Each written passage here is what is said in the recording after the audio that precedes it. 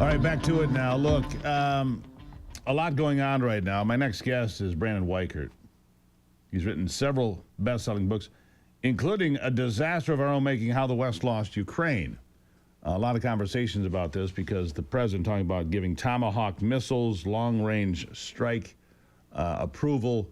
I think it's a dangerous place for us to be. I am not a supporter of us being in Ukraine, but that's why we bring on different voices. Brandon, thank you for being here. Thanks for having me. It's good to be here as always. I appreciate it. All right, so we lost, the West lost Ukraine, you say, but in fairness, the people in Crimea, for the most part, consider themselves Russian.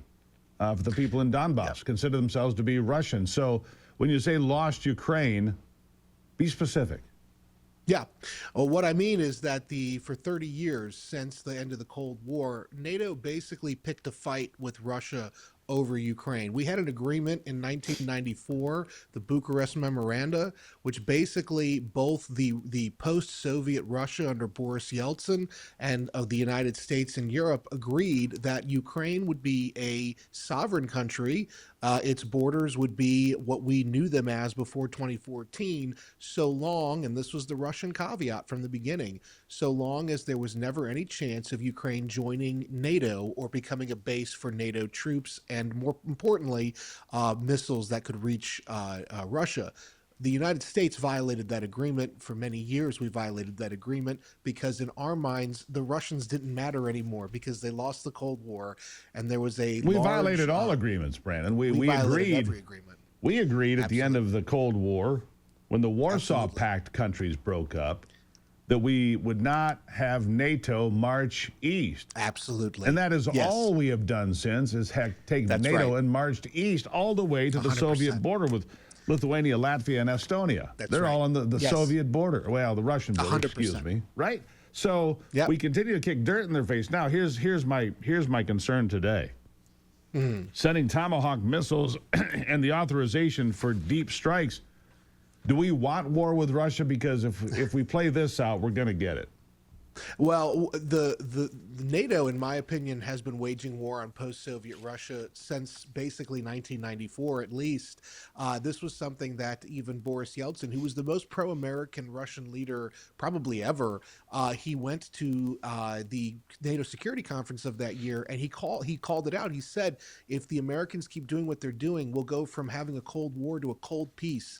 And he said that it basically the war would continue, that we had just ended, and the chance to bring Russia into the fold would end as well. And he was right, 100%. It took 30 years to get here, but he was right. And ultimately, I think it's very important to understand when it comes to the Tomahawks, President Trump, I still think, is not very serious about these promises. The last time he did a then why say it? I think that's a great question. I think that there's some internal debate going on. I think this might involve Susie Wiles and Marco Rubio.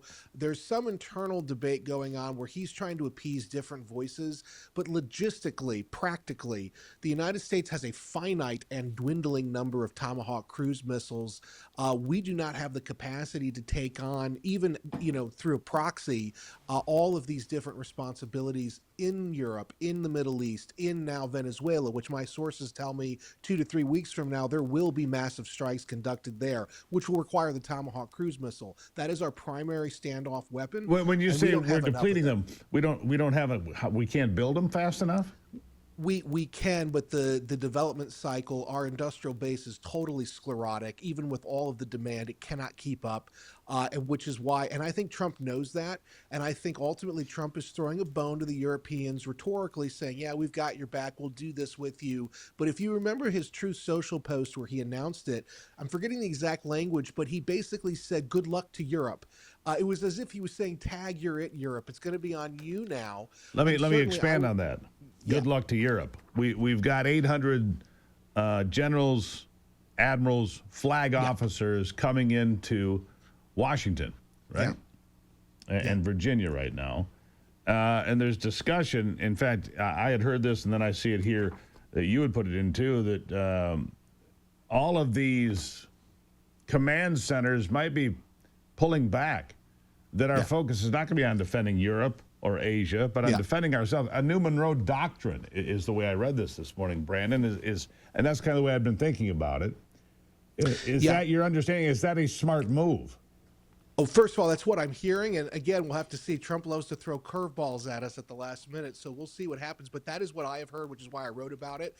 And yes, I think it's a reinvigoration of the Monroe Doctrine. Remember when Trump first came into office the second time, one of the first things he said is we got to make Canada the 51st state. We've got to absorb Greenland. We've got to reclaim the Panama Canal Zone. That was not Trump just having a little fun at everybody else's expense. He was very serious, and there's a reason. The world economy is shifting from an east-west axis in terms of trade to a north-south. And the United States plays a significant role in the north-south trading axis, both in the two poles, as well as the Caribbean basin, and of course in South America with the Panama Canal Zone. So what Trump is doing, I think, is he's going to have Hegseth today announce to the generals that are assembled that we are essentially reorienting our military posture away from Eurasia, Africa, and the Middle East, and we will be reorienting it toward North and Southcom. That is the North and South American commands. There's also been floating around for several months with the Unified Command Policy, UCP, in the Pentagon. They've been talking about reorganizing the various command structures where you'll be merging European Command, EUCOM, with African Command, AFRICOM, and North Command with Southern Command to create these bigger commands. And there's also talk that the Trump administration very much wants to basically not necessarily pull back, because that will require also congressional assistance, but simply to reprioritize. That's the new national security strategy document. Politico got their hands on part of it 2 weeks ago and leaked it. It's written partly by Bridge Colby, who's the current Undersecretary of War for Policy.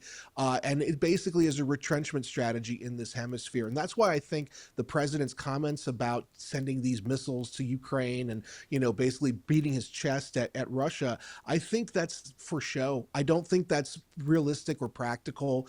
And if you look at what I'm hearing, you listen to what I'm hearing, it sounds like the real movement is going to be toward the Western Hemisphere and space defense, space-based missile defense in the Golden Dome. All right, so what does that mean? And we've only got about 30 seconds here. That opens the door for China to have even more control and more sway over Korea, Vietnam, all of Asia if we pull out of there completely. Same thing in the Middle East.